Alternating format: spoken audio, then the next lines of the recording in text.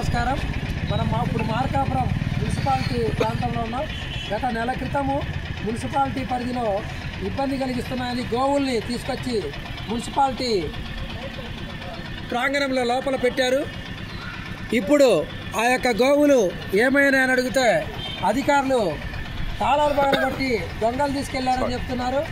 ఈ పరిస్థితి మార్కాపూర్లో గోవులకు రక్షణ లేకుండా పోయింది. ఈ యొక్క హిందువులు గోమాతగా వాటిని పూజిస్తూ కుంకుమ పసుపు రాసి అట్టికాయలు మామిడికాయలు పెట్టి మేపుతూ ఉంటే కొందరు తీసుకెళ్లి వాటిని కోసుకొని తింటూ ఉన్నారు. ఇది మార్కాపురం గోవుల పరిస్థితి. దయచేసి అర్థం చేసుకోండి.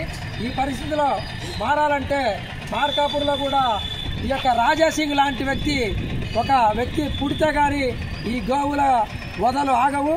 దయచేసి అర్థం చేసుకొని ఈ యొక్క గో రక్షణగా పాటుపడే వాళ్ళు ఎవరైనా ముందుకు వస్తారని ఈ యొక్క